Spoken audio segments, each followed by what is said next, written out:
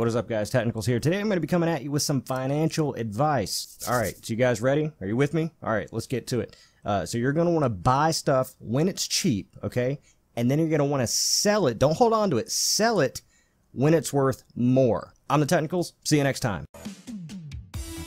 Alright, so that's not quite all of it. I'm going to make the case here for why it's not necessarily a bad thing if we continue to decline in the cryptocurrency markets. Because if you're still here, then you no doubt have seen over and over again everyone pining for the prices of cryptocurrency to rise in value or stop declining. Personally, I don't think that's really the right mindset for this kind of thing. I think there are only two circumstances in which you would want the value of cryptocurrency to go up. Number one being you just bought into cryptocurrency and you want it to go up in value. You just got in, so you want it to go up. Yeah, you don't want it to see it continuously go down if you just got into it. The second circumstance, which I think most people are subscribing to, is that you think that there is a risk of cryptocurrency going to zero if it continues to go down. If Bitcoin gets to a certain point, then people are just going to absolutely capitulate and everyone's going to get out of the market. Bitcoin's going to go to zero. All the alts are going to go to zero and no one's ever going to return to it. And honestly, I think you've got a fair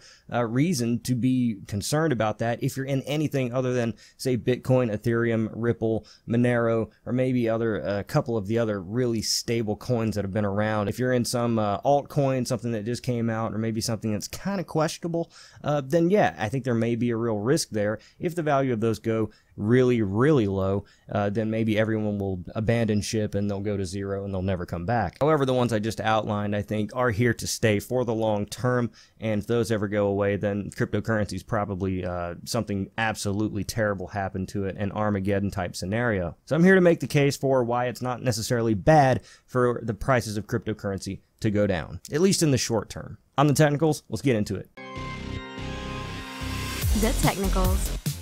Alright, so congratulations. If you're still here, you are one of the diehards. You're one of the troopers that is absolutely committed to cryptocurrency for one reason or another. Maybe you bought in at all-time highs. Maybe you bought in somewhere in the middle and you just haven't sold up until now and you think, well, cryptocurrency's going to come back. I don't want to sell now. Maybe it's because you believe in the technology. Maybe for whatever reason, you are still here. A lot of people aren't. A lot of people that got in late last year or somewhere in between now and last year have left, have capitulated, have sold off everything, have cut their losses, and have exited the cryptocurrency markets completely. But if you're still here, then you must believe that cryptocurrency has some sort of future, so why would you not want to get in at a lower price? Now, I understand a lot of people put more money in than they could afford to lose. A lot of people don't have any more disposable income to dump into cryptocurrency. I get that. I'm not as much talking to you. You got to do what you got to do. But I would say right now we're seeing prices that are 80, 90%, in some cases 99%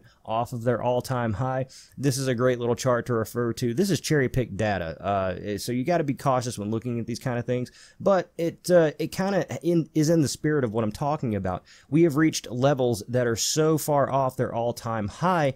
I'm not calling a bottom here, but we're damn close. Even if we aren't at the bottom, even if you bought in at Bitcoin at $3,000 and it continued down to $1,000 or $500, that's a far cry off from where you were at 19,000 versus 16,000. You can see where I'm driving to. If you bought in at the all-time high of Bitcoin at, say, $20,000 and you bought a Bitcoin for $1,000 tomorrow, you've DCA'd yourself down to like the $11,000 range. For the same price as that one Bitcoin at 20 grand, you could buy 20 Bitcoins at 1,000. And so I get it. A lot of people don't want to get in. They don't want to buy in right now because they see the downward trend. They see where we're going. But I think we should welcome it. I'm not saying we should all go out there and FUD and try to bring Bitcoin down, although I wouldn't be opposed to it. But me personally, I'm sitting here sidelined. As I mentioned several times, I cashed out most of my cryptocurrency about 2 months ago. Now, really all of my speculative mining, all of the altcoins that I got into, I just left those be because trading those up and down, there's no telling what they're going to do. But most of my major long-term stable positions I did sell out of, and only recently this past past week, I've started getting back in, looking at the markets and seeing everything go down, seeing the mood, seeing people really starting to capitulate, really sort of saying that we are headed down. You only saw that same sort of attitude back during the run-up when people had that euphoria and they said we're only going up. It's only until recently, say over the past month or two, that everyone's convinced that we are going down. And me personally, when I see the attitude shift like that on the opposite end of where we were during the run-up, it indicates to me that perhaps we are nearing a bottom. Now, I'm not a trader, I'm not a chart analyst, I'm not a numbers guy. I don't know what I'm doing here, so take my advice for whatever you will, but I do like to think I at least understand a little bit of people's psychology, especially as it pertains to retail purchasing, and this is sort of akin to that, although you're buying speculative financial instruments. Some of those principles still apply, and so if we're looking at the inverse of it, if we're playing as contrarians, then it may be worth noting that these attitudes have largely shifted. I'd be apprehensive too about getting into the market right now because everyone's screaming that we're going down, down, down. And if you look at the charts over the past couple months, that would seem to indicate that that's going to happen. The downward trends, the long, prolonged bear market everyone's calling for. And yeah, it might take a couple years to go to get back to where it was, or at least to start the beginnings of the bull run, the next one. There are many reasons I believe that cryptocurrency is going to be rock solid in the future, mainly to do with the things that prop up the value of cryptocurrency, the ones that aren't speculative. Bitcoin as a store of value is propped up, in my opinion, by all the other cryptocurrencies. Those are never going to go away, and while I am, say, 80% Bitcoin maximalist at this point, I believe that all those other cryptocurrencies support the value of Bitcoin. That's what keeps it in place. Other cryptocurrencies are supported by something else. For instance, Monero.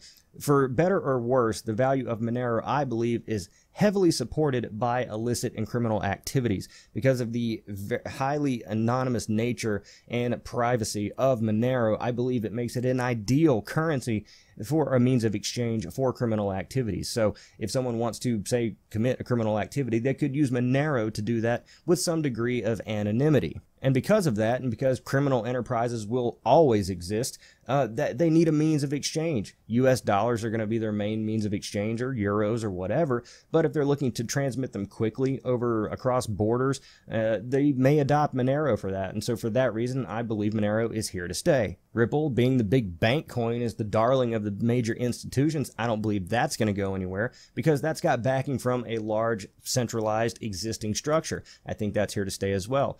Platform, Ethereum, it's the big bad dog. Sure, there are other platform coins. I know virtually nothing about those and their technology. I do know Ethereum is already close to or at capacity on its network, and there are other players like EOS and whoever else that have plenty of room. They have plenty of scalability. So we may see Ethereum go down. However, similar to how Bitcoin is being supported by all these additional altcoins, Ethereum has loads of altcoins, tokens, that are on its network, and for it to go down would spell certain doom for all of those. Perhaps those lend support to Ethereum. Now I'm treading into territory where I probably shouldn't because I just don't have the familiarity, the knowledge, the education on all these, and I doubt I really want to spend the time to do it. You have to do your own research, but there comes a point where that amount of research really goes over into the territory of you're burning up a lot of time that could be better utilized somewhere else. If you know about these sorts of things, or you know of a coin that's supported in some way, has a long-term future, let me know in the comments below. Let other people read it. Let's get all educated on it, and there may be a convincing and good tip in there on a long-term hold. So to close it up, here's my financial advice when you're looking at cryptocurrencies to invest in. Take a look at ones that either A, have a working product, it's out, it's working, it's in place, it's not being promised, it's not delayed, it's not imminent, it's out, it's here. Look for cryptocurrencies that have something supporting them underneath. In the instance of Monero, something like a criminal activity supporting it, Bitcoin, store of value, whales, altcoins support it, so on and so forth. Also look at cryptocurrencies that have a big marketing machine behind them. For better or worse, marketing is important. It makes sense. Take a look at Dash, take a look at Tron. Those have a lot of hype behind them, but it works. It brings them up near the top of the list. Look at ones that are incorporating marketing into their strategy. So that's what I'm going to be doing here over the coming weeks and months. I do believe that we're probably at least a minimum a year out before we see any real type of movement. Hell, it could be tomorrow for all I know. It could go up, down, or in circles. You're going to have to do your own research on these things, but don't discount, don't count out judging books by their covers. taking a quick look at things and sort of deciding like, hey, this is a big red flag. I'm not going to go do research just so I can dismiss this red flag. Take it at face value in some instances. There are over 2,000 cryptocurrencies, and it's not likely to change. You're going to have to do a little bit of book judging covering. So take that into account when you're looking at these things to invest in. Look for rock solid projects, but I do believe absolutely that now is the time that we want to start taking a look at these things, accumulating for the long term. My final piece of advice that I could give you is to at least consider for the long term subscribing to the Technicals YouTube channel here. Just hit the big red button below if you like what you see. Maybe take a look at some of my other videos. If you like what you see, consider leaving a subscription. If you want to take it to the next level, go ahead and hit the like button and turn on notifications, because that helps me get suggested. I'm the Technicals. See you next time.